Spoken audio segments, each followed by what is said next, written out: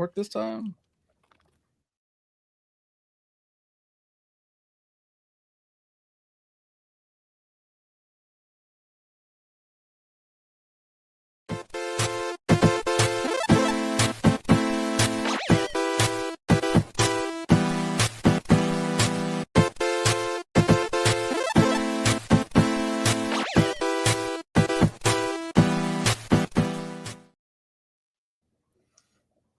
It's Panaloids podcast, Panaloids, comic books, and more.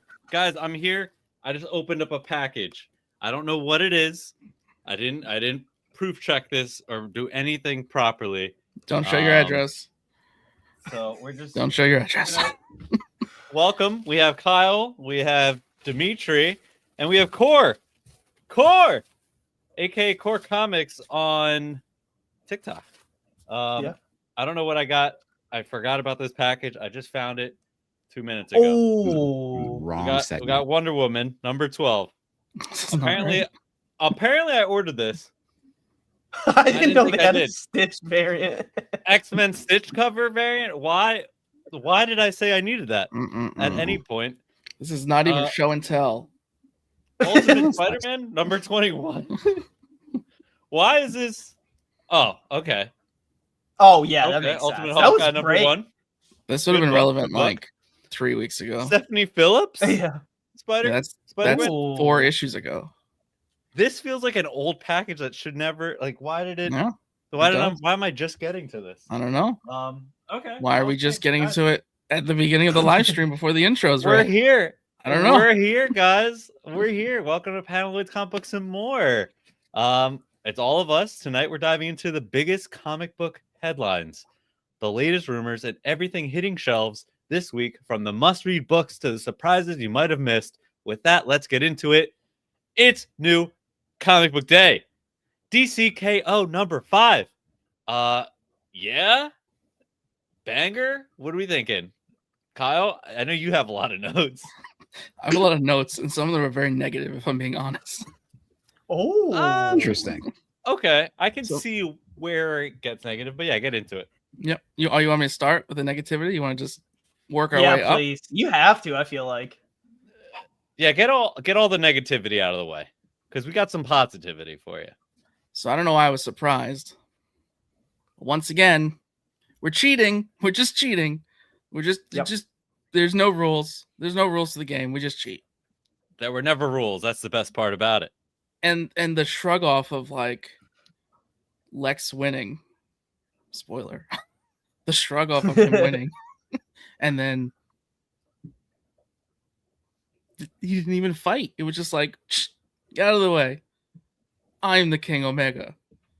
Did we really see that going any other way? Like Lex really winning like that? Come on, Lex doesn't win. That's not his thing. No, but I thought when you crown somebody, the crown person would at least get more than a panel to be wiped off Yeah, out of the that story. was sudden.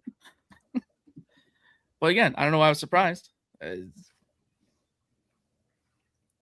a nice emoji. So technically, did Superman cheat?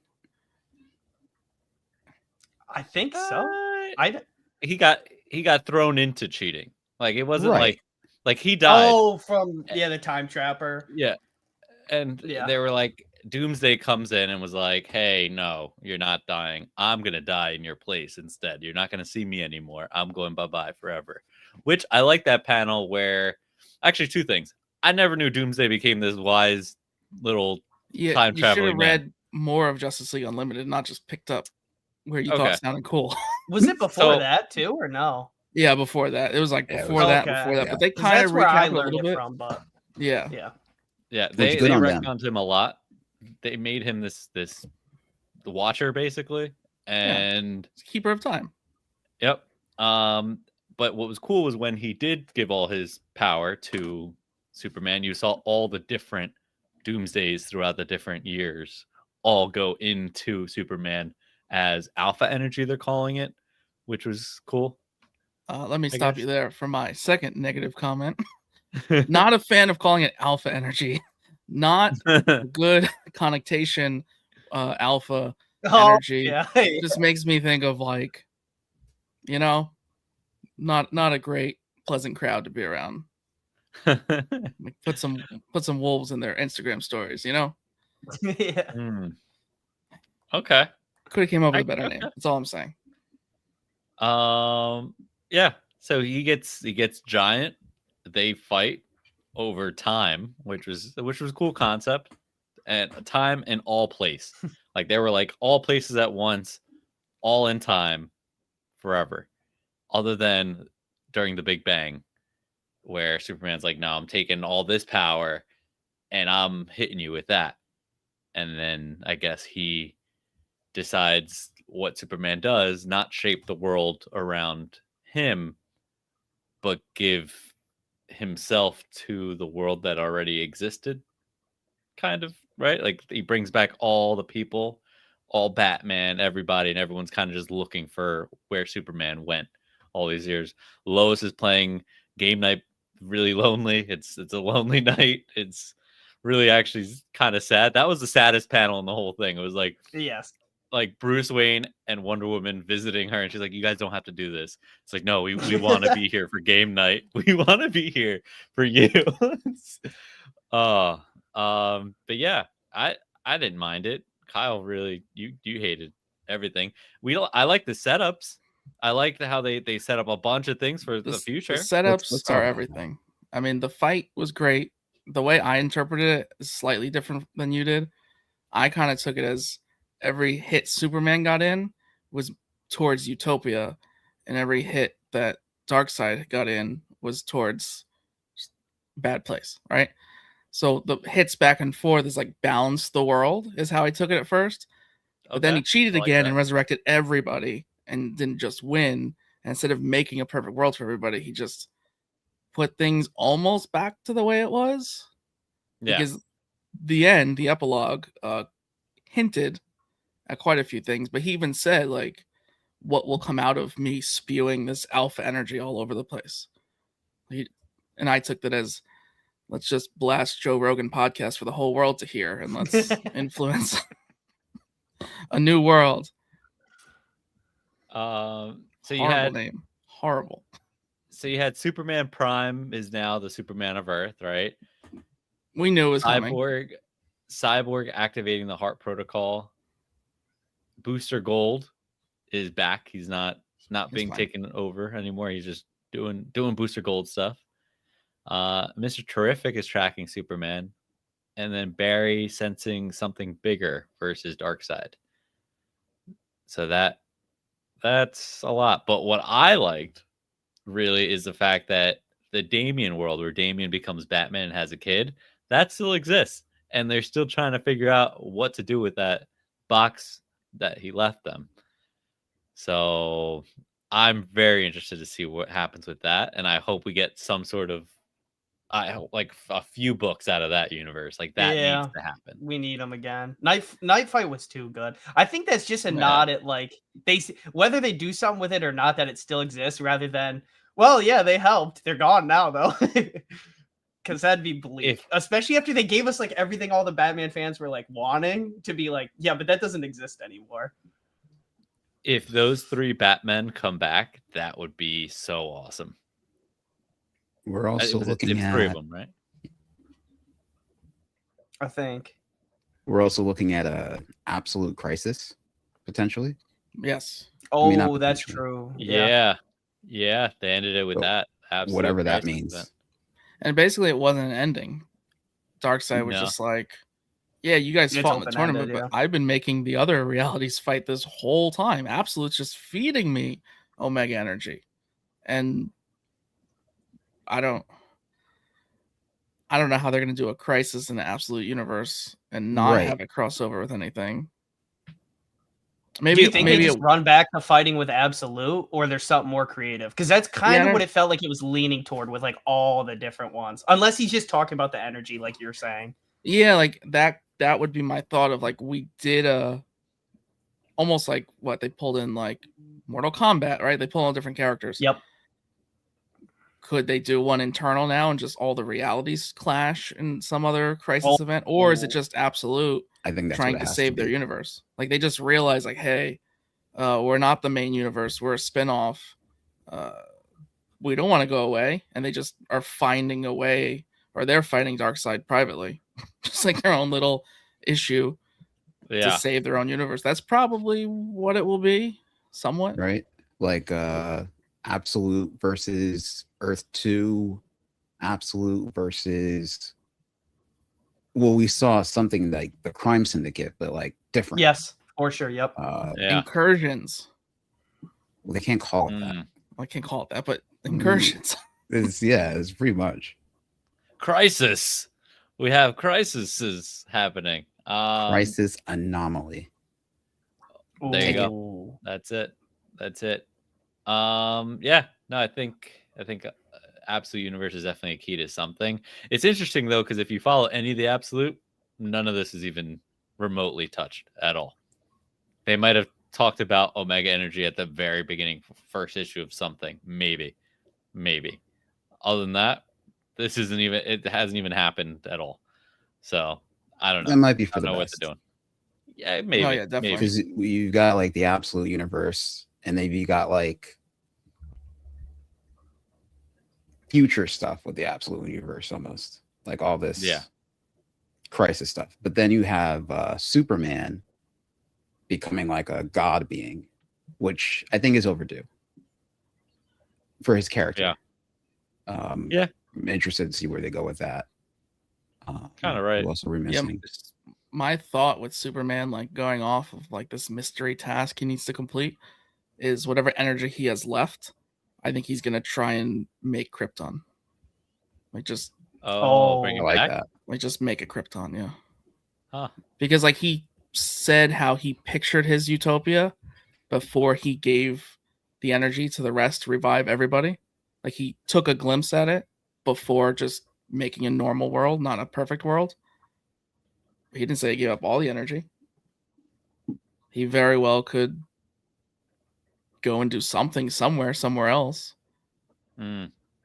Yeah. What I would have liked when I was reading that part, I was like, you know what's interesting? He's like, oh, I gotta go do something before like I come back. What if him going, or some part of that was the crossover with Marvel and DC? And it goes that going to deep. see Spider-Man. It goes that deep of like, Uh, oh, I had to go out this way, and because I went out this way, things are a little different now. Okay, I can see it. That's interesting. Yeah. That would be cool if you see him pop up in like random issues. Just random, like all over comic book space. But Like, just legally, he can never talk everything. about it in DC. Right, but you know, Oh it's a yeah, nice idea. I think they do reference him in the Spider-Man Invincible team up too. So that'd be kind of nice timing with that too. That getting reprinted or the fast Right, over. Yeah. perfect. Yeah. The Um, other thing. Here we go. I was going to, I wanted you to just definitely mention this one. So does anyone remember Pandora? Yeah. So New From New 52 52 had this little tiny Pandora lady who just in the background of panels, no matter what time it was, she'd be hiding in the back of Jonah Hex, she'd be Swamp Thing, didn't matter. Pandora would be just one panel, one random. I think it was all issue ones. Yeah. Okay. So every New 52 issue one, I think everyone, it was Pandora. Pandora's story didn't go anywhere in New 52 whatsoever. Yeah. She popped back Just up in Easter her own egg at this point. miniseries. Yeah, it was just an Easter egg that never came to anything. Yeah. So then Yeah. there was an event. The event didn't really have a conclusion. It kind of just showed who she worked with and like I forget who exactly. It was like Trinity of Sin. Nowhere. Went nowhere. The end of that was her showing up in DC Rebirth and getting vaporized by Dr. Manhattan. Are they finally going to give her a story? I don't know, but I'm 90% sure that was her hanging out with Darkseid in the second to last panel. Okay. That'd be cool. Buy Also, your did you first see they pair of referenced Pandora's Doomsday now. Clock in this?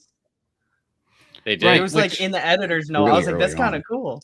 Which Yeah. makes sense because of her being in. It all kind of makes sense. They're Yeah. kind of going back to that.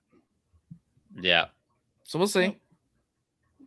I do think I could be wrong, but I think there's 8 titles for DC Next Level. Could we see that double? Oh yeah, that's just the first wave for sure. Right? And it absolutely needs to be the first wave because everyone is very similar looking in the first wave. That's all I'll say about that. Oh yeah. I'm picking up what you're putting down. Yep. DC, I'm sure, has seen many videos and seen sales of a recent book. So I'm pretty certain. Especially the next Dakota wave- incident. I heard sold out at distributor level. Yeah. It's coming. Yeah. It better be. Or DC's gonna have At this some point, unhappy fans on their hands. Yeah. Speaking of a book that's keeping fans happy, Batman #7, huh? Matt Fraction's run. I'm just gonna put it out there. Is anyone else finding it hard to decide which Batman book is better, the Absolute Universe or Matt Fraction's run? Because I know I am. It's just such a different vibe. Like you can't even compare the two at all. But just really good. Like this is like full detective Batman, like solving a case, still leaning back to old villains. You don't need any of the previous runs to kind of understand what's happening. But spoilers: Joker in a vat, in a think tank, trying to like help Batman through a case. I think is so interesting, and I don't think it's been done before. You know what else hasn't been done before? Chubby Joker. Chubby Joker. Oh, yeah. Chubby Joker. So Hashtag listen, Chubby Joker. he's bald, he's pale, and he's chubby. All I literally need to do is put on that face mask, and I am cosplaying. I walk You can around make it naked. happen. Just I am wheel you Chubby around. Joker. Yeah, you can wheel me in a vat. I'm down. We should put you That's in it. Jello. Also, We I'm could glad eat you bring it as up. as we're They going. give you a really cool stat at the start of the book. They say the average brain burns, I think, 500 calories a day on thoughts and something. And my buddy Vex that's here brought it up. They said he burns like 5,000 a day with his mind. How is he still fat? What are they feeding him in the tank? Yeah. Well, his girlfriend there treats him real nice. Could be water She retention. does. She's very protective too. Yeah. Can we go Yeah. right into that? Can I just go right into that right now? Yes, please. Yeah. This Next is- Harley Quinn. This is clearly the next Harley Quinn. It just happens to be a therapist that also and it just happens to be yeah. a love interest of Bruce Wayne. Mhm. And then you see a new side of her when she treats Batman for what? He's not going to, she knows Batman doesn't kill. What is she so afraid of? Her test tube boyfriend getting hit? Like, if she doesn't turn into a sidekick, she's straight up just going to be her own villain. yeah. And Especially something depending on what happening to Batman Joker. does. Right, like if Joker has a near death or she believes he dies, or like maybe Batman puts him away somewhere and she Ooh. can't even visit him anymore. Something will snap her into being a Joker. And maybe he orchestrates that with his big mind and belly. Yeah. It's all part of the plan. You see, they do so good with her personality before. I'm glad you brought that up. That's almost like obvious. It never occurred to me. Like it was just like this is the doctor until that issue, like you're saying, this like super overprotected and like really Uh-huh. sympathetic. That to was a crazy. they could have person. even It toned it reminded me of back, I think. Punchline. Yeah, yeah. Whatever happened to Punchline? Is she anywhere? I don't know. I just read the first issue because it was on the dollar bin. I was like, I'll give it a try. It was pretty good, and then I haven't seen it. They're like, that was enough of that. That'll be her. I villain. love this universe. I love everything they're setting up with it. Like I said, it just feels like a true, just like it's like a modern take on classic Batman, like to the T. Like just the dialogue, everything. Like I just feel like should just be like a couple whams and bams, like Yeah. punching out of the page, But and do you it'd know- be like classic. Do you know what this is though? Like why this is so beloved instantly? No, It's James Bond. you're right. It's I can not see it. not current James Bond. It's James Bond Yeah. we grew up with. It's what's his name? Pierce. Brosnan. It's his James Bond. That's what this is. Smooth, Sexy. smooth at the poker table. Smooth at in the bat suit. Like it's all no matter where. It's just smooth. His whole body is smooth. It appeared that way when he took his shoes off. I was like, No hair. feet appearance. No hair. Confirmed. Confirmed. Yeah. I love this run. Like I said, I think it's really hard to compete. Or I'm picking up both books. Let's just put it that way. I'm picking up both every It's just every they're week just or drastically every different. month. I mean, They Yeah. both do what they're Snyder- doing very well, though, because Absolute Oh, yeah. Batman has the hype. At least when I've been reading as much as I have been in the last year, like actually not just collected edition single issues, it is one of the most hype books I've ever seen. But then just normal Batman, the detective stuff, the real smoothness, like it's just a fun read. Yeah, it's really easy to get lost in both universes. Similar to their next book, Lost Fantasy #8. Oh, I'm coming in with the transitions today, boys. Lost Fantasy #8. Kyle and Core, you both read this one. I have been struggling to get to this book for weeks, for months. Like it's pissing me off because I just don't have the time. So please fill me in. What's been going on? Kyle, you go first because you already know. some really big swords. Very. And some of the big swords combine into a bigger sword, and then sometimes you have a big sword and you pull out an additional big sword, and then that big sword breaks, and then you go into a flashback. And spoiler, it's like, hey, I know we're fighting right now, but your dad's not your dad. He actually killed our parents, and we're brothers. And then tells the whole story of Mic drop. So I don't know if I didn't catch on before, but a lot of what makes this so great is these flashbacks. So it's like you have this surface level of this is a world, there's some magic, there's like an organization, there's an organization against magic. This is the current status of what the world is. But you don't really know how anyone got there or why the characters have this perception of everything the way they do. And then you just get a curveball like this. Because this wasn't like a flashback of like answering questions. This was a flashback of, oh, here's the truth you didn't even know you were curious about. So just like this quick little flashback info dump showing how he killed like all of them, like flipped on them. And it was just so brilliant. And then back to present time, the fight continues. We get lost limbs, we get repaired limbs, we get a brand new villain at the end. It's crazy how each issue is better than the last with this. Like, Oh, it yeah, big starts you, right? Like, it starts you just curious, and then it's just, like, the world is so interesting. The art is crazy. But, I mean, come on. Like, who doesn't want a robot samurai against a sword wielder who also has magic with like a phoenix? Like there's just everything you want. Every cool shit you could think of is in this book. Like it's just all there is to it. I love it. You guys put me on, and I was listening to some of the podcasts with Franklin Jonas.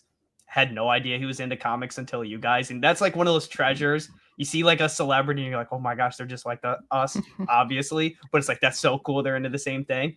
And what is his involvement with this? I know he's on the credits. Is it writing too, or So the 2 issues before this, or no? yeah, not the he one started before on this, 5, but I the think. 2 before that. So he did 2 little backups. So he introduced us to the book. Our clips introduced him to Kurt. He's now going to do a spinoff called Fireborn. Full circle. That's so sick. FOC, yeah. FOC is, I think, early April. So we'll see. We can get some clips out Get before him back FOC. around. We'll see. There's pending conversations. Yeah.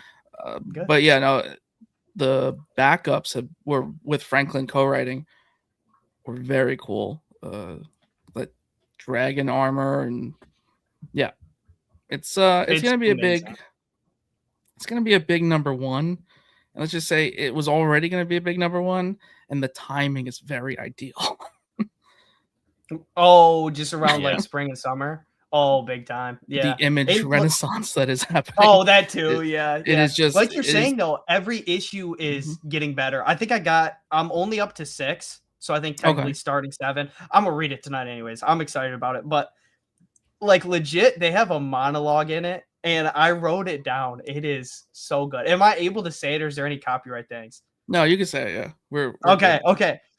So the setup is the dad has just died. He's told the son in like his will that you need to take over. And so he calls in the best friend. He's like, I'm figuring out what happened to my dad. You can be here and be like the Dumbledore to all these kids. Good luck. And he says, he gets told from the officer, like sometimes you just gotta lie to him. You gotta like light a fire in him and just go from there. So he says, he saw something in me, potential. Instead of locking me up and throwing away the key, he brought me into the school. He gave me a chance when no one else would, and I'll be goddamned if I let him down in this school's darkest moment. And so, as we always do at the commencement of the new year, we raise our light to the sky, a declaration of intent that no matter how hard the world tries to break us, we will be the light in the endless dark, for we are House Blackheart. And I was like, beautiful. That is crazy setup too. But yeah, just moment after moment. And like you're saying with the fights, they are top tier. Like people are losing limbs, tons of people are going down. And then on top of that, if there is a break, real quick to be like, hey, this fight brings up this moment, like it's kind of crucial to it, that's good too. It's not like, can we get back to the fight? I was kind of enjoying that. It's like, No, yeah. oh. I didn't put two and two together of like how important the flashbacks were. Like I didn't click until I think this issue of like you're getting this whole separate story. Yep. Like I would love for someone to like chop it up in chronological one day. Like when Yeah, this is yeah. like So it's just one 40 after issues another. deep, Yeah. you know, like the history and how it went. Yeah, it's cool. It's really can't wait. cool. I'm reading You the know, rest tonight for sure. I gotta say, I love that you said chop them up, because that's a perfect segue into Absolute Superman number 7. Number 7. That's right. That was the most nightmare-fueled Brainiac I've ever read or seen in my entire life. If you like Saw, you'll love the ending of this one. Yep. And you'll love that segue, especially that segue, because that was wild. Absolute Universe is definitely Omega fueled. and the art style, I wasn't too crazy about it, I'll be honest. The dramatic change in the art style, but this fits it so well. These 2 issues with Parasite being involved and the defeat of Parasite and just everything, the introduction of Hawkman, it just fits so well. It's such a gritty, dark feeling. Like I don't like it. It feels like a nightmare. But it's good. But he won with the power of safety and security. That's it. It's everyone knows who Superman is. Talk to them, you'll make them feel better, and he did. He made them feel. And then he had They were his happy. I am Iron Man moment. His I am Yeah. Batman moment.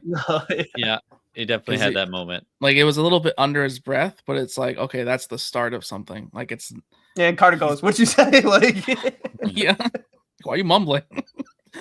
checking him real quick. Yeah, but it's definitely like him taking yet another step. Because last issue I criticized a little bit because I felt like he had like one good victory, and all of a sudden he was like more out and about and like public Yeah. figure and sociable, not just like saving from the shadows. Right. So I was like, that was a big, but this kind of like toned it back and then gave that little moment of like, oh, he's still playing with it. Like he's testing it out. Like he's just like, I'm Superman. Like, all right. He's getting there. He's building his confidence. To your point, it almost felt too dramatic of a change, and then it definitely dulled it down and made it make more like comfortable of a change for like all of us as readers and everything. And like I said, if it matched perfectly with the tone of the art, incredible issue. This universe's Lex Luthor though, he's gonna have issues, and I feel horrible for him. So spoiler, Brainiac murdered his whole friend and family like unit, right? Like his whole At like a sphere. birthday party. It was Yeah. like it wasn't nice at all. It was really mean. Yeah. Yeah, he's like, you're gonna be like the Lex that I've seen. Which I love what they've done with Brainiac. The fact that he's smart enough to be able to see into other universes and see different things. Like I think they're making this Brainiac such a Omega level threat, which I love. But I don't think Lex deserved that. Like he was just a nice little farmer man that just loved his family. His whole family This on is his a- probably freshly cut lawn and everything. Yeah, he's just white picket fence, really I happy. really- I didn't know Jason Aaron had it in him, but then I think back to his Wolverine run where he had Wolverine kill all of his own children unknowingly and then put him in hell. And I'm like, oh hey, this is maybe a step further than that, but makes sense. Yeah, Donatello wasn't bad in his Turtles run, but it was kind of similar where Donatello was going through it in that like fighting ring they had him in. So he has those dark moments for sure. do we think Lex is actually going to come out of this darker, or do you think he's just going to become one of like Brainiac's failed experiments? Like break him could be. I really think with it being Lex, he's probably going to turn into some like unstoppable machine. Probably. I don't know if he's going to lead Brainiac like he probably wants or work alongside him. Maybe there's a backstab like Lex Luthor's known for, but it's not looking good no matter what. He becomes Brainiac. Yeah. Like just like Change head himself swap. every day. Yeah. Like they do like a mind swap. Something's gonna come out of this, and it's not gonna be good. So I'm excited for what we're gonna get in the future. His mind might have been poisoned. We don't know. Oh yeah, that's a segue. That's right. Poison Ivy, number 42. Kyle, I'm coming in hot with the segues today. Give us some Poison Ivy action. Come on, you've been following this. You're loving her. What do you got? Where is Killer Croc? Where's Killer Everyone Croc? wants to know. Everyone I wants was to know. like, okay, Batman, right? Batman. Here's Joker. Is he in room 9 next to Joker? No. I was like, oh, is that Killer Croc right there? Part of Poison Ivy's admin team? Great White Shark, because she met him in prison last issue. What is happening? He's literally been replaced by a different like hybrid person. Like he's been replaced. Where is he? I want to know why all of a sudden Killer Croc's just out of the picture. He's getting a lot of hate and everything. Just every run that you could find. Just forgotten. He's just been forgotten. He shed his skin, dove into the sewers, and absolute. Oh yeah, never he's see him forgotten in again. that too. Well, he'll definitely come back in that. But he just keeps disappearing. It's like one after another, and they're like, "All right, that's Yeah. all we needed from him." What's going on? It's a conspiracy theory. Watch it be like a whole event, and he turns into like a kaiju or something. Yeah. Killer Croc crisis. He was losing it because he was getting too big. Oh, yes. Anyway, Poison Ivy continues to be fantastic. The pacing, not specifically in the issue, but just from issue to issue. I had some complaints, no surprise, about solicitations ruining the fact that she became mayor. Oh, yeah. Because I knew she was mayor before she even had the idea in the book. But it jumped very quickly. Like they didn't even show how she became mayor so much. It just kind of was like she walked in the office, and then the next issue she was staying in the office. So I do like how it's moving along. Like we don't really need all of the in between, and I do like that G. Willow has essentially helped Poison Ivy find some goodness and then gets corrupted again. Like she keeps bringing her up to a little bit more of a good guy status, and then power gets corrupted. Money gets corrupted. You know, like so this already is saying, well, now she's mayor. She has a little bit of leverage on Savage, right? She's got her eco-terrorist to kind of like balance out his secret police he's kind of got enforcing the streets of Gotham.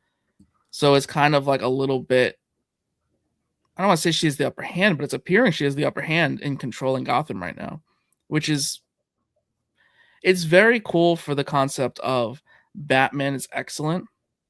And the fact that these two books specifically are going to tie together and the both have this like great kind of almost episodic pacing where like there's jumps and stuff in between and you don't really need it, and just it's keeping the story going.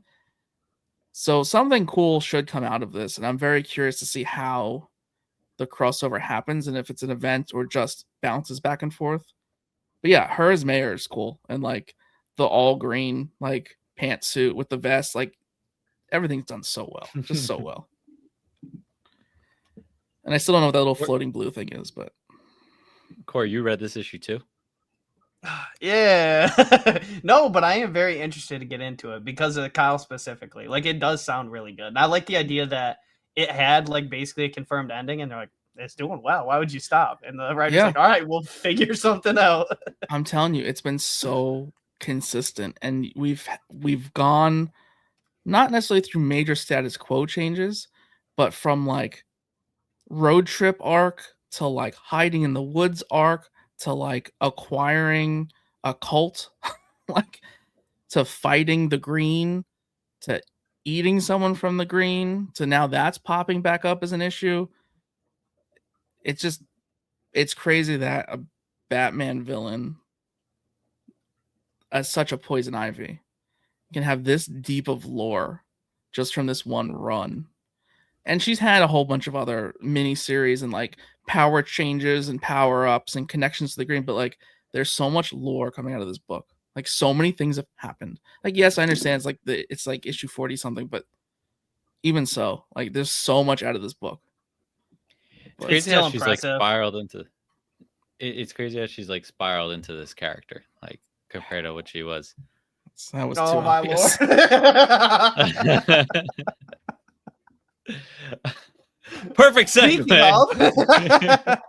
of- Speaking of spirals, the Amazing Spider-Man number 23, Death Spiral tie-in, guys. This made me appreciate the Death Spiral a little bit more. Because the first Death Spiral issue, I was like, I don't know about this event. I don't know. But it made me understand a little bit more of what was happening with Spider-Man. So I guess if you followed us last episode, we weren't really sure what was going on with Peter and why he was so dismissive of everybody. But basically what we found out in this issue is that Ben has been Peter, while Norman Osborn has been posing as Spider-Man, while Peter Parker, Spider-Man, was away. He got blasted through some sort of cosmic hole Where or he had something. the black and yellow suit, right? It was the oh man, whatever that robot alien species is. Oh, that's where he went. No, Phantomax? so you know that. I don't know that. I didn't Is that follow it? it. For so- Alex? Oh, something like maybe that. yes, maybe. Uh, You might be right, but yeah, because he showed up in the Better Spider-Man book, and he helped Miles in the end, in that finale, in the black and yellow Ah. robotic. Gotcha. Yeah. Okay. I didn't read this. You're on your own here. Oh. Well, in this we also find out that May is getting Whoopi. And Whoopi is exactly what you think it is. Okay, so that word is a safe word, but also not a good word with me. So I should. I didn't feel proofread. comfortable reading it either. Didn't feel Your comfortable note. reading it. As long as it's not Nope. Dr. Octopus. Okay. It's not. It's a neighbor. I don't know him, but she does. Aunt May. It was uncomfortable reading it. Peter wasn't comfortable either. And yeah, this is what happens when you stop responding to your aunt. She So. seeks other companionship. Yep. So So is this you're to blame, more, Peter. more or less uncomfortable than seeing Flash Thompson and Mary Jane talk about maybe being something, maybe? It's almost equal. Almost equal. Mm. Definitely equal. Yeah. It wasn't didn't like it. But yeah, spoiler, Shocker's dead. Shocker's dead. Well, yeah, that's Um, how Torment got the Shocker wristbands, Yeah, so which is his name, Torment, not Death Spiral, by the way. It's just the event name. Well, Oops. anyways, Torment killed him because he's related to Watson. somehow. Like his third aunt is married Is this new a information they Watson. use just to kill him? No, it's just torments after anyone connected to Peter Parker. So he's going after Brock's, he's going after Watson's, he's going after Parker's, Riley's, That's a stretch. everybody. And I'm not 100% sure we know who he is. We might, and we might have missed it. I might have missed it, which is my bad. But if you know who he is or have an inkling, drop it in the chat. Otherwise, we're gonna move on. That's it. That's all we got.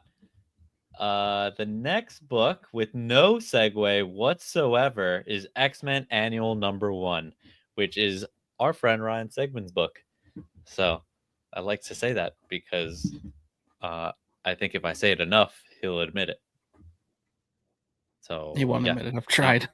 Okay. I've tried to get him to admit many things.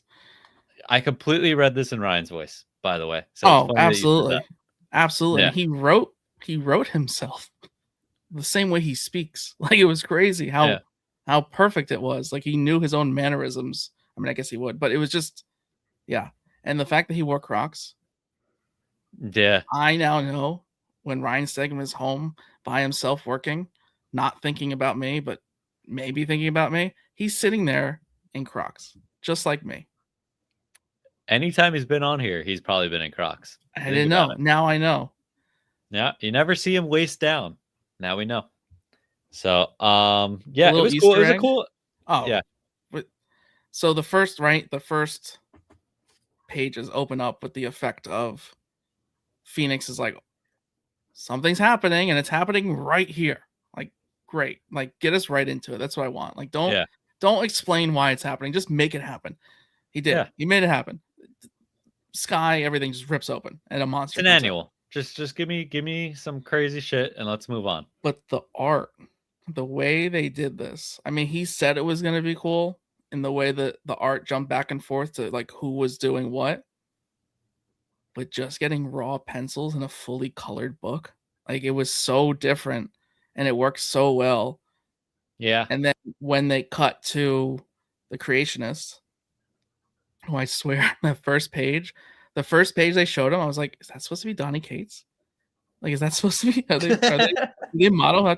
But then after they show like flashbacks and stuff, no, definitely wasn't.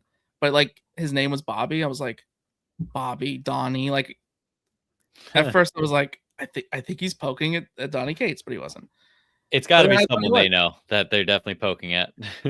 So it just was so cool, and like having the art bounce, like having him yell into the artist's face to like make these monsters, like all of it was so cool. And like there's little Easter eggs, like one of the books on the floor was like how to draw the Marvel way. So it's like insinuating like the Creationist is like really trying to be creative. Like he's like doing the research and just gave up and just kidnapped 2 artists. But I don't know. I'm normally not so much on annuals because they're just like a random pointless story that doesn't tie. Like you're just like getting an extra issue of this book you're following this month and has nothing to do with the book that you're following. It's just there. But X-Men Annual has always been an important one. Like that's like when you don't even follow X-Men, it's one you buy. Like X-Men Annual is just an important annual every year. This was a very fitting to be annual. It was something tied into what's going on in X-Men just enough with this status quo of like who's kind of in the book, but also just something that, you know, we're not getting that. Like we're not getting artists drawing themselves in and giving this different perspective, and Ryan Stegman writing is always a big deal and we want to see more of it. So yeah, no, I was really happy with this issue. I guess I'm the only one that read this issue.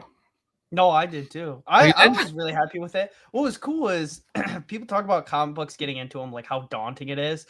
For most of them, I haven't felt that way. I think the companies have been doing a great job at putting out #1 so that you feel a lot more comfortable. For this one was kind of that. It was like I was getting it, taking a chance because I had heard you guys talking it up, I think weeks ago or something. And I was like, okay, I'll check it out. And I even tried looking it up on Comic Geeks. I didn't realize it was just like X-Men Annual. I don't know what I typed in, but it went up. So I was like, what is this? So yeah, I saw it at the comic book store. I picked it up, and what was great is exactly what you're saying. probably ties in with whatever team they're using, like how they're interacting with each other. But there was no prior knowledge you needed. It was from my knowledge, a completely new villain, the Creationist, and it's just self-contained. Yet it still kind of ties into the other stories. So beginner friendly. I don't think very graphic at all. I don't think they showed maybe any blood. No. So just for everyone. I wonder if they're going to continue with him at all, like Creationist, like because they pull him into the universe, and that's kind of how it ends. So I wonder if they're going to do more with that, but we'll see. Only time will tell. I mean, look at like a Gold Ball situation. Yeah. Yeah, he became a recurring character with Miles' friend group in forget which run it was specifically, but after that he kind of was nowhere to be found, and then was this huge part of Krakoa, the resurrection process. So like X-Men's cool like that, where there's so many mutants with so many unique abilities that 5-10 years from now the Creationists might show up for a very specific reason and might be a whole pivotal point of, maybe them getting their own planet instead of continent. They could weaponize them, like force them into some tutorship with somebody and be like, you're going to be creative because we're going to need you one day when we're in like dire straits. Yeah. You could literally make an army out of nothing. The next book, actually, Core, you read, so you're going to have to give us a synopsis on here. Narco #1, big book for the week. Big book. This is kind of like the horror book I think you talked about on the last one I was on, Something on the Doorstep. I can't give away too much, but it's one of those like slice of life books, and I think excellent. Like every character, it's literally one issue. They even mostly focus on the main character and just kind of the friends. You love all of them. And at the end, you just get hit by a bus. Like you're reading it and you're like, are we for real? Something big happens. And it genuinely comes out of the blue. There is kind of something leading up to it, like hinting like it might happen. It still hits you like a truck. And it sucks because you get attached to characters immediately. Great story. It's going to be one of those kind of like mysteries, figuring out what happened, why it happened. And the main character is kind of crazy. He's into like a bunch of conspiracy theories. I think he's even purposely starting his own to mess with other people, all this other stuff. He has some heart condition because if it goes to about or over 200 BPI, he just blacks out. And so that's a thing they've used in the book too. Like a possum gets too close to him while he's eating Pop-Tarts, and for whatever reason, he gets like scared of it. And so he faints. And the joke is he's kind of playing possum, and then the possum does the same thing because it's scared of him. Great book. Yeah, I loved it. Okay. Something to check out. Another one. Check eBay prices now. Yep. I wouldn't be surprised. And if it doesn't, I'd honestly be surprised because it was good. And there's some #1s where I kind of question, like, all right, maybe it's worth it.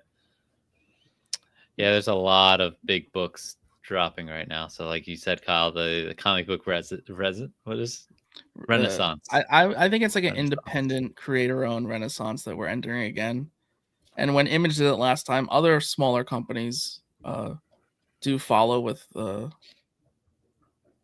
can't give any examples right now. I keep thinking of is it Rocket Girl? Remember that one, Dimitri? I don't think that was Image, was it? That one went like that was like the one that like topped all the prices, and then the price nosedive like a week later. Like it was one of those. Like, I don't remember. Yeah, I remember that being like the kind of the beginning of the end of all the #1. But that's the thing though. So many of these #1s from these independent companies are actually very good. So it's like this little like spike in price and selling out. It's not going to end if the books are this consistently good. Yeah. Like it will die down and people will lose the fear of like not getting the $5 book because now it's 100 on eBay. They're going to lose that when the books stop being good. They haven't yet. Like we haven't gotten a bad #1 yet. Like Nectar sold out way before it was even in shops. I mean, Dork second print that came out today, I believe. I mean, I think it's already selling out because I know they're on third print and I think are even looking at fourth, but I think even the second sold out. So this little thing is not ending anytime soon. I also think that I'm sorry. I also think that like given the past 10 years, 15, years, all of the comic books that have gone on to be series, movies, what's it? The Boys, The Walking Dead. Hmm. I'm missing a few. Invincible, yeah. There's so many. Perfect. And you don't realize it till you hear the names of the comic books too. Like I think you guys brought up Revival or something. There's another one. Oh yeah, no, there's a handful too that we don't realize were, like Dimitri said, like 10, 15 years ago, that may not even have been part of a sellout situation, but did better in sales when the trades came out, and now are TV shows that we don't realize. The Beauty, I mean, that's Yeah. Yeah. and it's all, you know, and that's why I always like to say to Zach Kaplan, like, yet, like, he has a nice resume of these beautiful independent books, and each one of them could be easily adapted to television, like easily adapted and be vastly popular immediately. So it's, yeah. And I wouldn't be surprised many take the creator owned route. And I think when we talked to Kelly Thompson, she even kind of said it of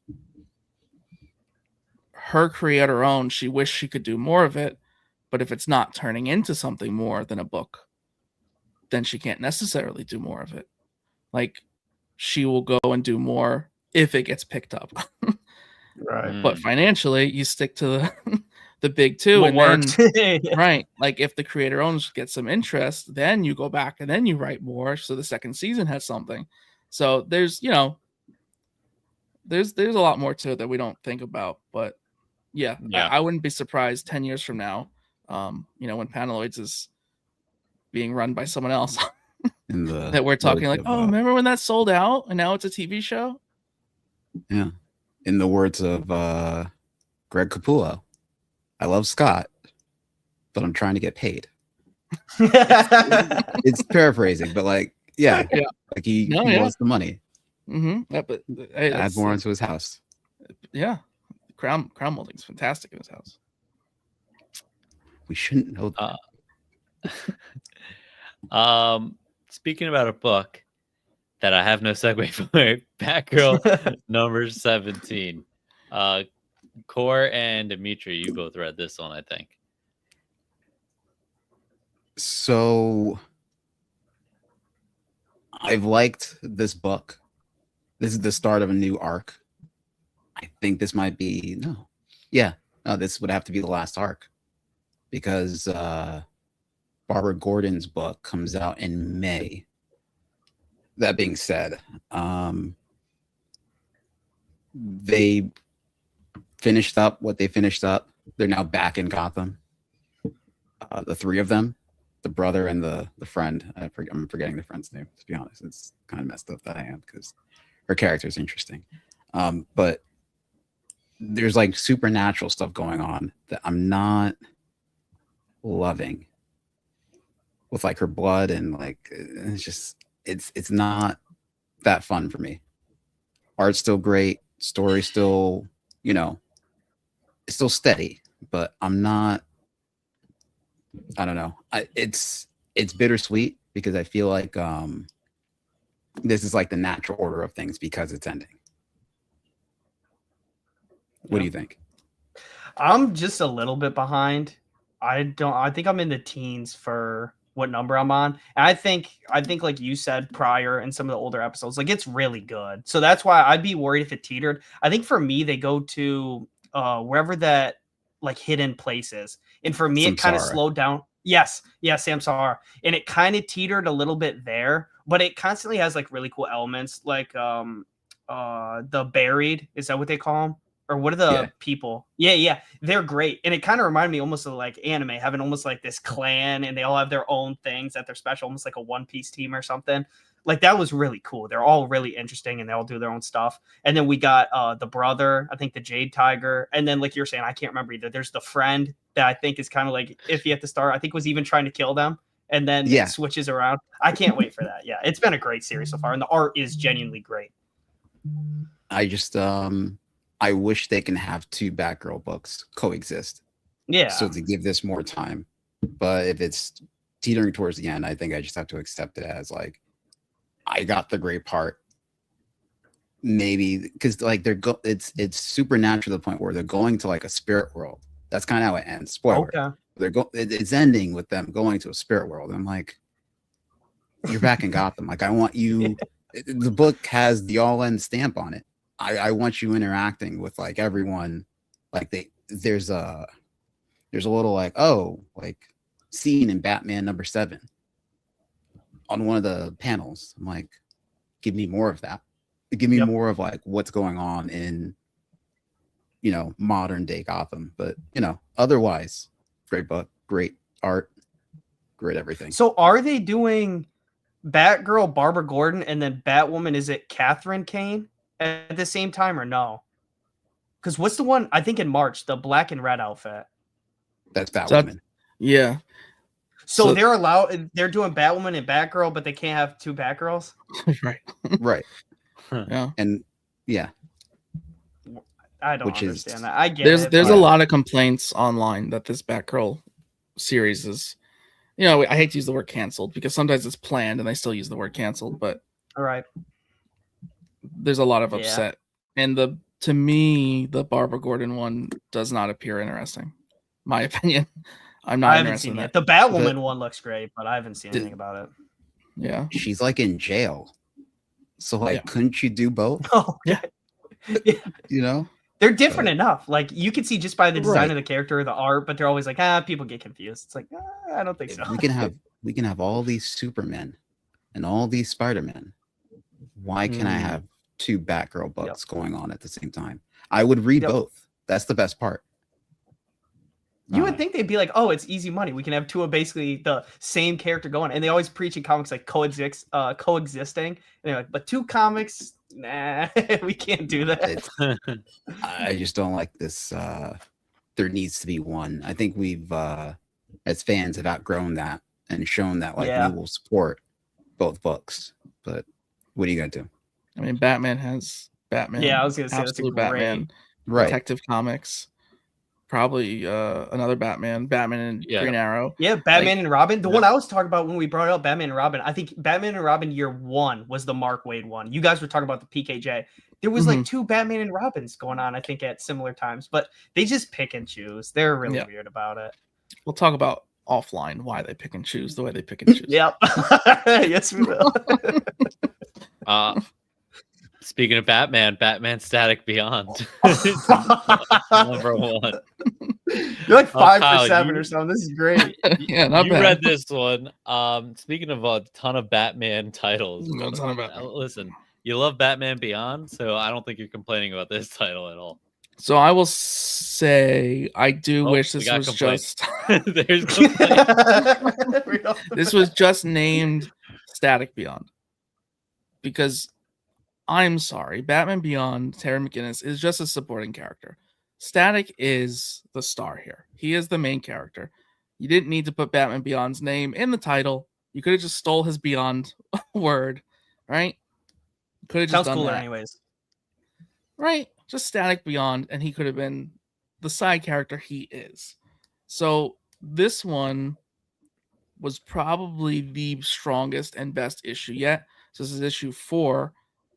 We get a big fight with Shutdown, and while that's happening, Terry McGinnis is running around naked, like, "Where's my suit? I need my suit. I'm worthless without my suit." Which they did poke fun, like at the end. They said like they abbreviated Dakota, and he was like, "What?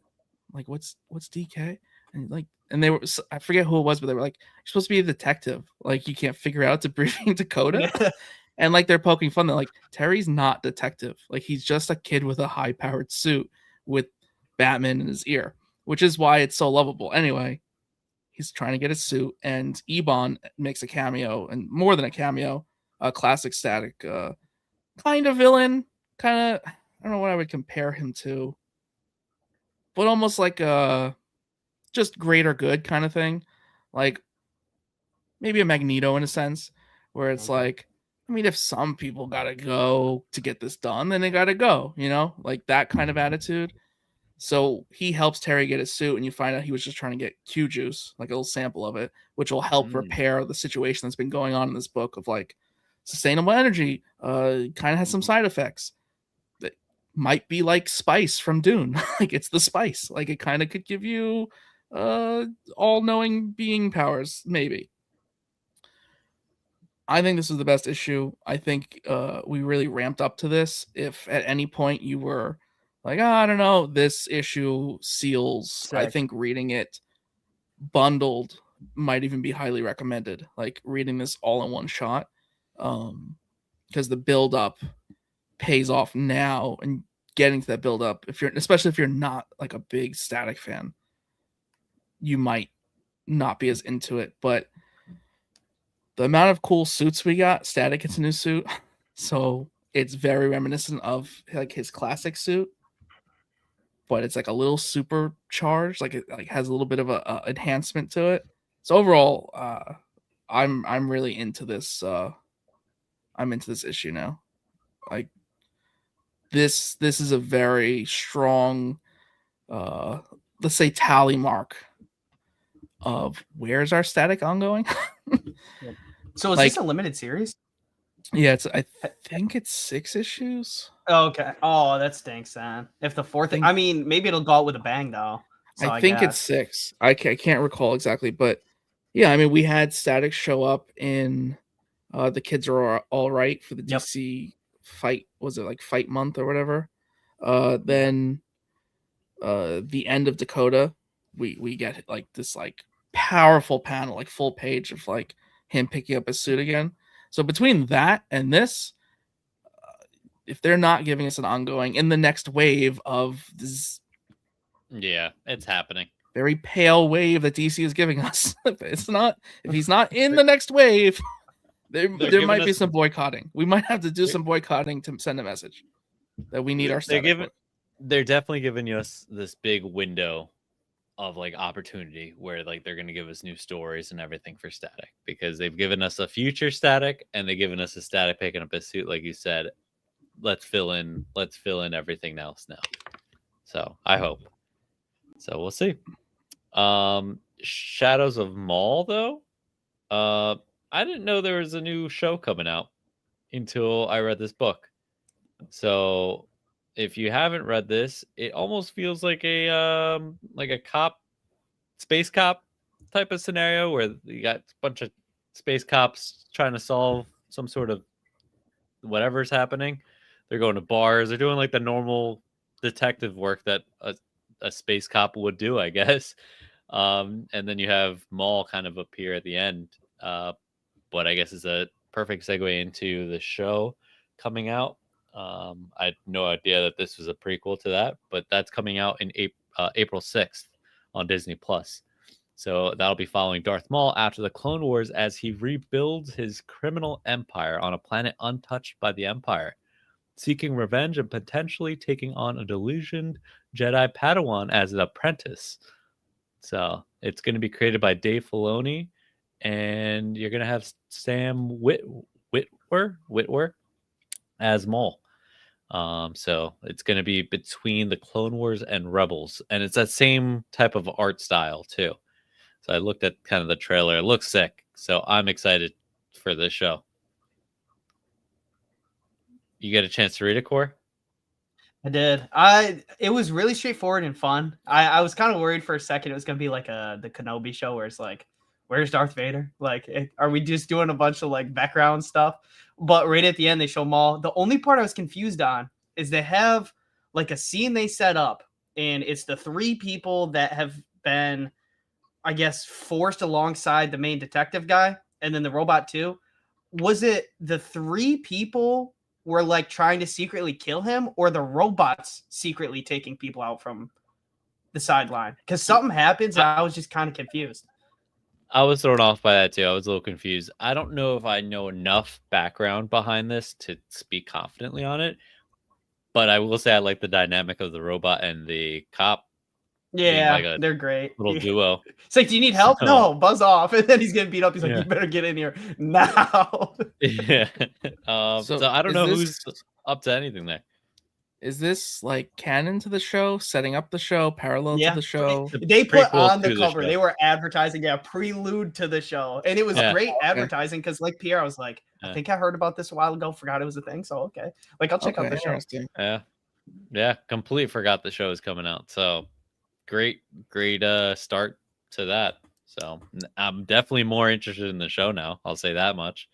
So yeah, the next issue actually was really exciting, and I didn't even know Moonstar existed at all as a character, which is messed up. But Moonstar #1, I literally thought this was a #1 first appearance of a character, but Danny Moonstar, aka Mirage, is one of the standout members of the New Mutants. So she's been around for a while. She's a Cheyenne mutant who can bring your deepest fears or desires to life as realistic illusions. On top of that, she's an empath, an expert fighter with a bow, and at one point, she literally becomes a Valkyrie with magical powers. Basically, Danny's one of the coolest and most underrated X characters out there. Can I say to everyone that's realizing that I just realized that this character exists, she has become one of my favorite characters within one book. Oh wow. So let's just put it that way. So I am very happy to have discovered this character, and I'm excited to keep going with this issue. The fact that she's a Valkyrie is sick. Her powers are cool. I've realized that anyone with a bow is really cool to me. Apparently, Maybe you really like bows. I'm gonna buy you a bow and arrow. Apparently, I'm a big fan of bows. So, yeah, her horse, her riding a Pegasus horse, and her mom being like, "Oh, I didn't know Pegasus existed." It's like, Mom, it's not Pegasus. It's just one of the horses from. And she's like, "Yeah, okay, whatever you say." I do like how it's tying into Thor and another X-Men. Like it's connecting well. I just want to relay all of the yelling that is happening here, all the scream. Like I can hear his voice in my head. I hear you. I'm reading it in your screaming voice. Yep. I deserve it. I completely deserve it. But I'm excited to discover it, and so I will second you, Pierre. I knew of the character. If you had put a slideshow on my television and said, "Name these characters," and that was one of them, I would not have been able to name her, but I was like, "Oh, I recognize her." I wouldn't have even said New Mutants, but this was my introduction as well. Jeremiah, I will just, you don't have to yell again. I'll just, oh, he yelled again. It was a strong first issue, and I just think that it having a magical element that is like, she's connected to Asgard, but this is just like a separate, almost magical element for the fact that we have a really cool sword that really likes to kill people. I'm invested just from that. And then I'm introduced to a mutant character I wasn't really familiar with. It was a strong first issue. I think you don't need to know much. They did a good job of that. And I plan to keep reading it for sure. Someone's going to end up with that sword. I'm calling it now. It's not this guy. Whoever this guy is in this, I don't think this is the big bad. I think they're just introducing the sword more so than anything else. The sword seemingly takes your soul, and they you put it in a little jar. Put your soul in a jar, and I take it and I go away with your soul. So yeah, I don't know. Someone's getting this sword, and I want to know who it's going to be. Like now, I want to know who it is now. So, another issue that we had was Mad Cave's Exploit. Core. Only one of us on that one. Yeah, I've been loving the Mad Cave stuff. I can't wait for more #1s. I believe they're the ones that do Dick Tracy. Somebody was talking about on here, I believe. Yeah, I can't wait to get into that too. But this was really good. I'm trying to think. There was a lot that happened in it. It's leaving my brain now. Hold on. I hate when that happens. So Dick Tracy, that's Alex buy me time, Kyle. I'll look at the cover. Interview shout out. If you go into our videos on YouTube or podcast apps, you can check out Dick Tracy by Alex Segura. Yep. Okay, thank you. Yeah, I looked at the cover and it came back to me. But it's kind of like a Lois Lane in a different universe. It's all revolved around like journalism and like reporting. And this girl wants to be like the next big shot at this company. She just maybe not even big shot. She just wants a chance. And they have this like bigger than life editor, I would say. And her thing is she's trying to get these specific stories, I think, from some big hacker, has either news on some of these big corporations or something. And they keep telling her like, no. Well, then they get bought out by a big corporation, like big tech company, as like we get to control what you say now. Now you have to like us. And so the idea is they have 3 weeks until they take over. So the like fun part of the story, I was like, oh, this is okay. Just kind of like a slice of life reporter. I don't know if I'd follow this. But the cool thing is they add that 3 weeks in. It's like, what is she going to do in this time to literally race against the clock to figure out how to like tear down this company enough where they're like, we don't want it now. Or where other people, maybe authorities, get involved and the whole company gets taken down. But yeah, really great.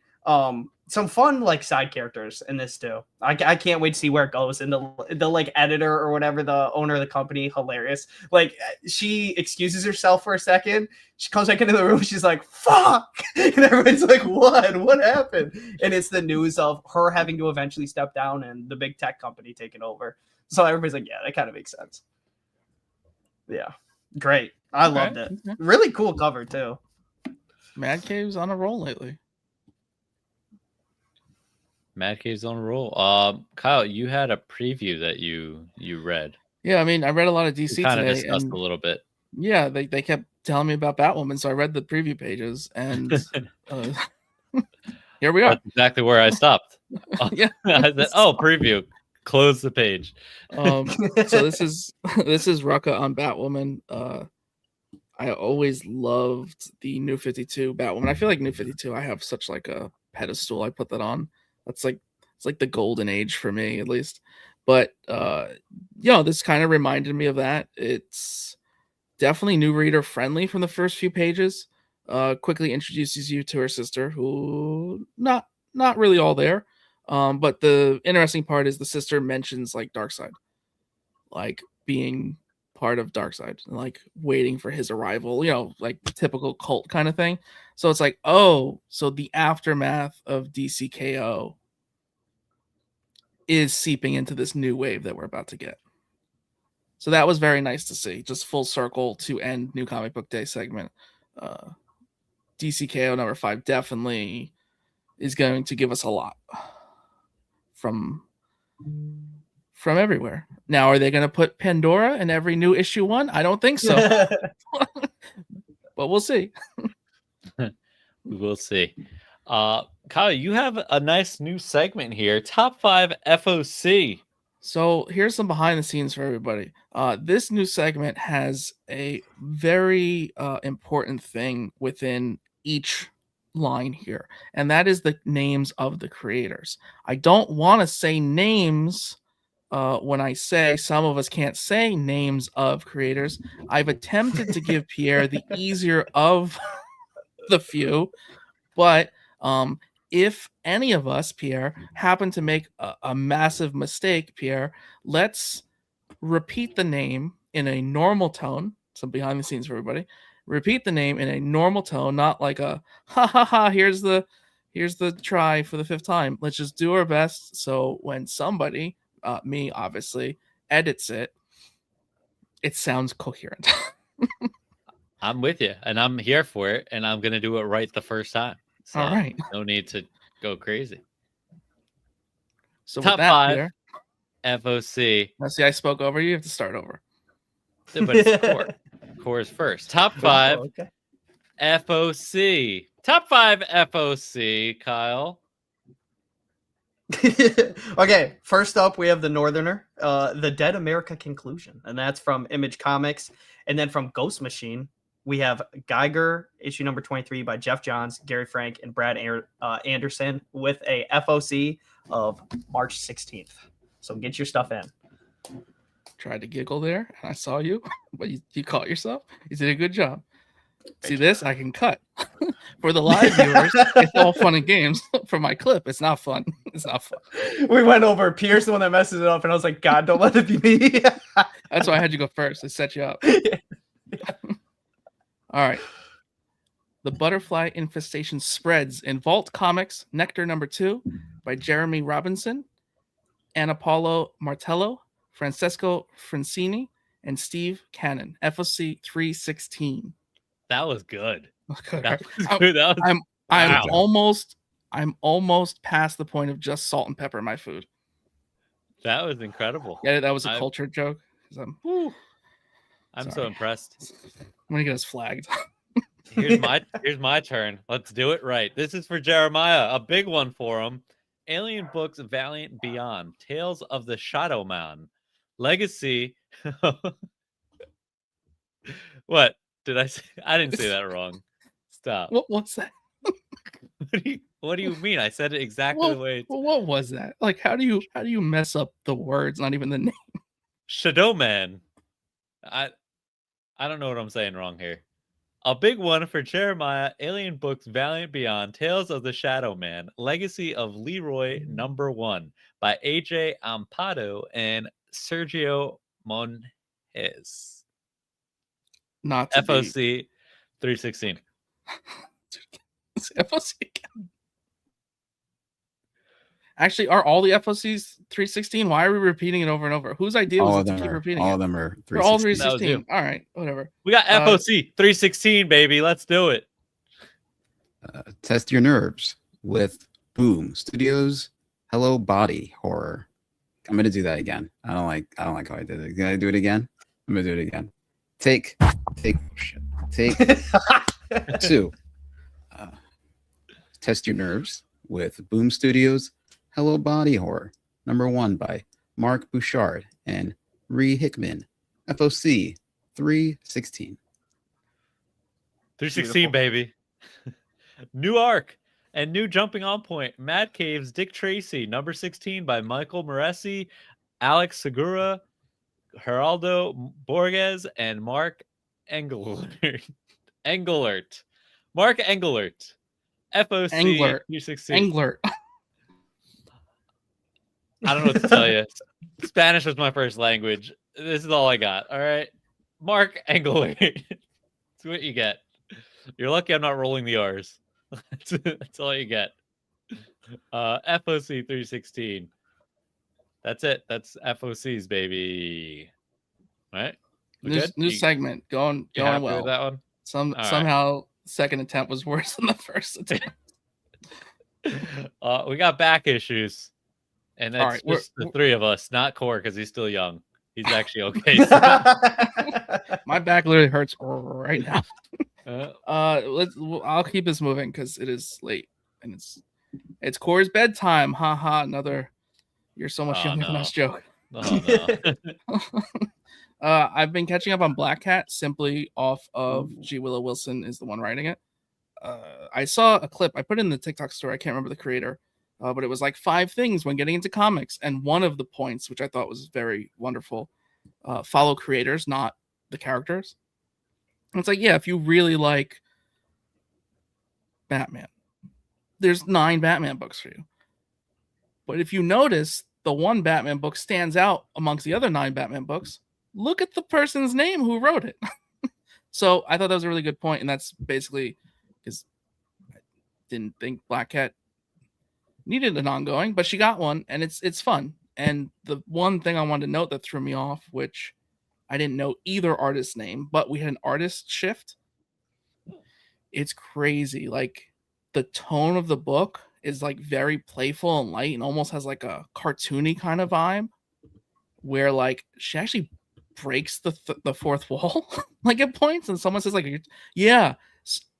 And then the artist shifts for one issue and all of a sudden it has like a sexy vibe. And it's like the writing hasn't changed. So like it was very funny how like the art changed the whole demeanor of the character in a matter of like one issue and then goes right back.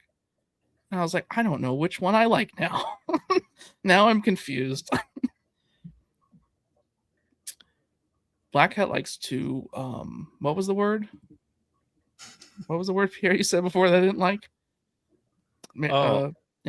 Hoodle? No. Oh, Yeah, I don't Whoopi know. or Was it- something. Yeah. Whoopi. Whoopi. Black Cat is that's all I'm gonna say. Whoopi and around. Yes, I Okay. know. especially when the artist switched. Kind of expected it. No, I mean, she's in bed. She's in bed with someone she like just met, and vampires show up in this person's apartment. All right. And they're like in bed, and I'm like, who's this character? Like, we're just okay. Nothing wrong with that. Nothing wrong with that. Nothing wrong with Little Wolfie. And then she fights the vampires with Matt Murdock, not Daredevil, but Matt Murdock. And kind of is hitting on him. I'm not sure. Anyway, anyone else read any slightly not new comic book day books they want to mention? You want to keep moving? Anything? Yeah, I can do it quick. Yeah. Okay, I finally got around to reading the Kyle Rayner Rising Compendium because my buddy Vex, shout out, huge Kyle Rayner fan, and I've always liked him, but I didn't really read any of his stuff because I was more on Hal Jordan. Pretty good overall. Some very odd references for the time. Like there's a O.J. Simpson reference with the Ford Bronco on a highway. There's the fridge scene almost twice, by the way. I don't know if people know that. Who is it? Oh, Guy Gardner almost gets his mom killed the same way Kyle Rayner gets his girlfriend killed, but apparently it's some poor random neighbor just watching over the house. they hit like a line. Guy Gardner's like, it's almost like a bad day to be Judith, I guess, or something. It's like, yeah, she got stuffed into a fridge. But just it kind of up and down. And I saw probably the craziest thing I've seen in comics. They have obviously like the picture of the single issue and the writing team before you get to it, so everybody gets their proper credit. And I think for one of Marv Wolfman's, he put his writing credit is like a you already know who it is. I'm like, holy shit. That red is like crazy arrogant to me. Oh, that's funny. I was like, it's kind of funny, but that's wild. But yeah, it was good. I got no complaints. It was what I thought was funny. I was messing with my friend. I was like, it was the best when Hal was around, if we're being honest. There was some other really nice issues, but that like tension with Hal and like him really push him to be a better Green Lantern and actually like earn the ring. That's really where I feel like it's great. And Daryl Banks' art, phenomenal. Yeah.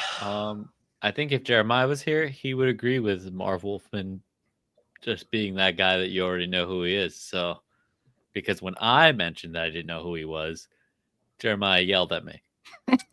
Yeah. He yelled at me. So, just want to make that clear. It's nerdy news. Oh no, it's not. It's screen time. I'm sorry, I missed it completely. Lantern trailer. I literally moved screen time up to give you a segue. And you didn't bite. You didn't bite at all. Nope, getting too late. I don't have any more segues. No more segues for you. We had nothing. So did everyone watch the Lanterns trailer? Did we watch it? Everyone watched it? Yes. Did anybody else? No. Okay. I'm honestly not big on ads anymore, like trailers or stuff for shows, because they'll give away way too much. Especially, I love Marvel's shows and movies, and if we got time, I actually did watch Wonder Man. But this one kind of piqued my interest, but at the same time, it's one of those. It's like you see it, and probably similar to how some people are with Doomsday, you get worried. And they kind of advertise this as, hey, it's like Green Lantern meets True Detective, which I think they put it into my mind. I just randomly a couple weeks ago was like, I should watch True Detective. Season 1's great. But I hope it's like that in some ways.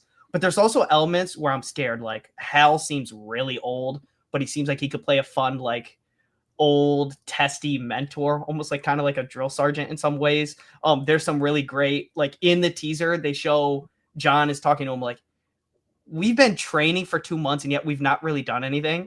And so Hal has it where the car is going to keep going off a cliff, jumps out and only leaves the ring. So the idea is probably John put it on and was able to like fly himself out of there or finds a way out. But besides that, there's a couple teases. Like I think they show the Hall of Justice in it, I believe. And there's like a really quick glimpse of somebody's suit in their closet. It looked all right. I haven't seen it fully, so I'm not really going to judge, but I'm a little worried, but I think the DCU has a really good overall track record. Season 2 Peacemaker at the end. All right. But it seems really good. So I'm trusting them for now. And I think it's kind of like comics where the creatives for this stuff, they're like, do what you got to do. We're not going to micromanage you the whole way to where what you put out is crap. And so I'm trusting in that for now, because comics, we're kind of in a nice little extra golden age of, wow, they're just getting out of the way and we're getting some amazing books. So I'm excited, but scared. So a lot of what I've seen online is the fear of the lack of the color green in the trailer and in the title, because Yep. even Very the suit dull. itself, like, we don't see anyone suited up. We don't see any green light. We have a lantern, like just a like it doesn't feel Green Lantern at all. But the trailer used a Bruce Springsteen song, so I'm ready. You're in. Yeah. I am ready. I was not as hyped, and then the way they put State Trooper with, like, I don't know what it was, like they like blended in some like Yep. more cinematic music into the song. I'm like, this is really cool. Like, I'm so glad Springsteen sold his catalog a few years ago, and we're getting it in shows and stuff now. Like, and it's been in some good shows at least, and some random commercials, but we won't talk about that. So, yeah, I don't know. I'm excited-ish. Not like super excited, but definitely will watch it the day it comes out. Yeah. Two It things is I really just wanna ironic. We mention. have. Oh, sorry. Go ahead, Pierre. Two things I want to mention. The suit. Has it always been something that you just hang up in your closet? Or No. Right? You literally No. like it'll just come out of your ring. It's almost like a Flash thing. How Flash has That's what the I ring thought. in it. Yep. Right. You just can put it on. Yep. Problem number one. Odd choice. Number two, $10.99 HBO Max. Subscribe now. That's what at the end it said that $10.99. Oh, Oh, nice. Just throwing it out there. I don't you know. go to your Those are the two local things church. that A caught me. nun might be able to sell you a special little box that gives you. Never mind. Yeah, I just watched it while you guys were talking about it. No, I know. I figured that out. Thanks, though. And yeah, that's it. That's all I got. I hope it's good. I hope we get, if they're solving anything, that there's an alien that's on Earth and they're trying to find him and figure it out, and then we find out that it's Martian Manhunter. I think it's going Oh, to be really good. interesting. I do think it's funny. This is kind of like the Zack Snyder movies. The Lantern Corps are so colorful. That's the whole point. And almost like this Superman Man of Steel is like, no, we're going fully dull just so people think it's cool. Like, where's the colors? Like Vex is saying, yeah, I hope they end up doing some colors. Otherwise, what? Like, why? Why? I don't know. Yeah, make it more colorful. I think eventually, but get to space. I want to go to space. Yeah, I mean, Yeah. Who knows though? This could very much start this way, and Yeah. who says season 2 or 3? Yeah, start couldn't go grounded, then go full into space. Yeah, Sci-fi. Yeah, I mean, the way TV's been so good lately too. yes, I would- yeah, I wouldn't be surprised if we get a complete shift. yeah. I guess it makes sense because it's like if you're deep into this, why would you just have them settle for any time? Like get that like grounded story a little bit out of the way, and then they can be in space as much as they want. Yeah.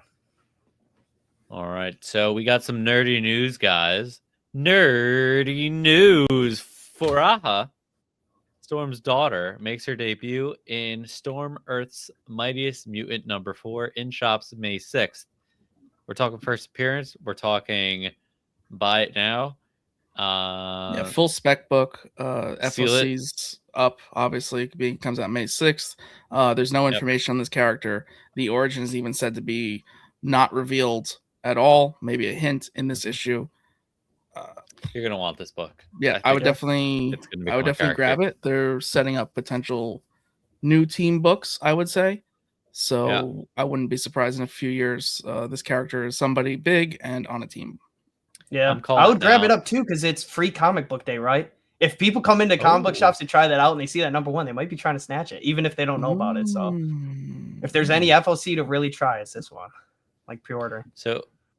So I'm calling it now. I think Storm goes into a storm, becomes just the Storm, and Furaha takes over the mantle. Like Storm's gonna disappear for a while. Oh, She's Okay. too powerful. She's other than in Mm. the animated series where she's afraid of rocks, and being caved in. Forgot about Remember? that. Yeah, I so remember. she had a lot of panic attacks. Oh yeah, does So Yeah. maybe. Forge helps her or something? Yeah. She Yeah, really yep, she was having PTSD.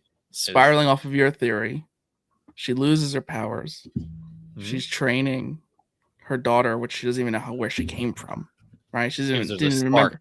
Yeah, she didn't remember Spark. giving birth, let alone why is she like a teenager, right? And then she Right. drives a car off a cliff, and her daughter has to grab her lightning bolt earrings before the car hits, and she's get it. She's trying. And she trying kills to her just- mom. She's trying to just segue. She's trying to from land to- Oh, yeah, yeah. Just uh, trying to tie it like yeah, the old one trains the. yeah, yeah. You deleted a note just now, and I want it back. You want it back? Deleted a Okay. note. Not happy about it. Bring it back. Oh, yeah, I didn't do that. You did that. I didn't delete anything. Bring You it back. did it. It's back. Nope. Didn't touch my screen. Superman, Father of Tomorrow, #1, Jor-El, the sole survivor of Krypton, lands on a Kansas farm and discovers he can use his powers and intellect to protect humanity. Written by Kenny Porter, with art by Danny Earls, FOC, May 4th, in shops, May 27th. This is such a cool concept, and I'm excited to see Kenny Porter take this up. I was just talking about this the other day. I haven't seen Kenny Porter in a while, and I think it's about time we bring Kenny Porter on here and talk about this book, because this is going to be really, really cool. Such a different take. So, and I loved when they did Batman and Thomas Wayne took over the mantle, you know, that whole like little universe that they did. So I want to see kind of this flip flop on the story where I'm assuming Clark Kent didn't make it off of Krypton. So Maybe Jor-El went out for milk, and that's when the planet. Just Yeah. coincidental, yeah, one of those space cows.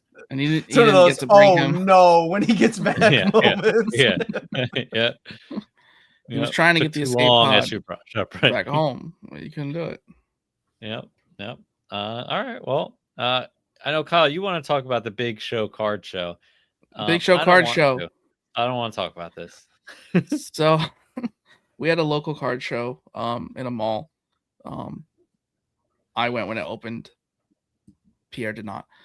It was 99% Pokemon cards, but I was hunting for some Marvel Magic cards, specifically Venom ones and Miles Morales. I wore a like full Ghost Rider, Spider-Man, Daredevil t-shirt, and it worked finding these cards. So I found one vendor that had, I think, everything I wanted, and all for like a quarter of the price that is eBay. Wow. So I got this for 30. It's graded at a 9. This was the promo, I think, from San Diego when Yeah, they that's sick. announced Magic, right? I got this for 30 at a 9. Raw is like 60 to 70. So like just this alone. So I just threw in some like non-holograph versions of some cards I wanted. I got Ryan Stegman's like cover swipe of Venom with the sword. I got that holographic. So I picked up a bunch of that. I even grabbed some Pokemon just because. So I did very well, I would say, for going to a mainly Pokemon card show. I walked away with many cards I want. And this gap of wood here, I do intend to put cards. I Yeah, that'd be want sweet. to Maybe put they all were cards. worried just in case. Like people might just come here for Pokemon. If I have good prices, maybe people will buy it, and it might have Yeah, worked no. out in your favor. And That's he wild. was just like, "Oh, I have a binder." He like dig it out, and he's like, "I have this graded one too." And I was like, "Yeah, I'm gonna take all of this, all of that." Yeah. Pierre almost spent $800, but we won't talk about that. Pokemon. Yeah. Or... Okay. Can I just admit something? Yes, Um, please. After the show, I have been on eBay probably. So what day was it? Sunday? Mm-hmm. Yeah, every day since then, I have been watching eBay sales for Pokemon cards that I don't even want. It's terrible. It's a terrible addiction. It's slippery slope once you go down this card rabbit hole. I'm looking for Marvel cards. I'm looking for any cards, and I don't know why. But I almost spent $800 on a chubby Pikachu card from the Jungle set from 1999. It's very nice. It's unnecessary. I don't need it. I didn't need it walking in. All of a sudden, I needed it when I was there. And that's the problem when you send someone that's an impulse buyer to one of these things. And that's why I don't like it, and that's why I don't want to talk about it. Because after when we this, I'm left- probably going to go look. Pierre's exact words were, "Never invite me to this again." Yep. Yep. I am gonna start playing Pokemon though again. I'm actually excited to do that. And The like new game that came out, supposedly really good. not that one. Not that one. I don't know how that one's the top game. It's the best Pocopia, game yeah. that has yeah, Yep. apparently come out where everyone looks like Ditto. I don't know how they did Because that. you are Ditto. Yeah. Right. I know. It's He just not doesn't like what it. I want. No. I want a Digimon game. I think it's Oh. time for like a There is a real Digimon game. not that one. Like I need a different one. That one we're gonna pretend that one didn't exist because it was fun That- for like 5 minutes. Yeah, it was fun for 5 minutes. It's very Yeah. slow. Yeah. It's just the walking, the art style. It wasn't for me. We need a better Digimon game. So I'm working with a couple developers to make that happen. Same developers making GTA 6, so it'll be probably 20 years, but it'll come. That'll come. Okay. Rumors. One little rumor for you before we head out. Both Mark Hamill and Samuel L. Jackson are reportedly in talks to join the Batman Part 2. Who could they play? Samuel L. Jackson. Mark Hamill. Damn, Mark Hamill. The Joker. You have the most legendary Joker voice ever. That's tough. Maybe Scarface Oh, Ventriloquist and Scarface. Oh Professor my Pig? god. No, that's perfect casting. Yeah. First one. 100%. Him as like they haven't done that yet, and that would be so cool to have Scarface. I've always loved that from the animated series, like that concept of like, you know, the puppet controls the human, Yep. and like he would do such a great job at that. But Samuel L. Jackson, how Lucius about him Fox. as okay? I mean, That's an the easy cast. giveaway. Yeah. I was thinking, who's that not professor? He's a doctor. Hugo Strange. Hugo Strange. Oh yeah. Okay. Yeah, I mean we're assuming villain, but it doesn't Oh, have yeah. to be villain. You do a lot. Hmm. That's it. Killer Croc. Because once he transforms, it doesn't matter. It's the Batman. There's Oh, nothing yeah. mythical or science yeah. fiction about That's the a- Batman. That's a good point. So I think I can't say it. Scarface. I think that's perfect. For this type of world because it would. Have Samuel L. Jackson be the voice of Scarface and have Oh, Mark yeah. Hamill be Oh my Ventriloquist. The rumor I like came it. out the same time. It makes sense. That would be hysterical, actually. No, You you gotta can't stop. have that. Tyler's been drinking the same bottle of water, the same sip. He's been drinking the same sip for like the past Just hour. in and out. Like, how is there still water in there? I have to drink this one too. All right, we're done. We're getting loopy now. That wraps up Panelid Comic Books and More, where every week we bring you headlines, hot takes, and things we spend our money on. So if you're watching on YouTube, don't just sit and ignore. Hit subscribe. Join the tribe. Help us grow even more. And if you're listening on podcast apps, wherever you explore, follow the show and leave a review. 5 stars, we adore. It helps more than you think, and it keeps us ready to roar.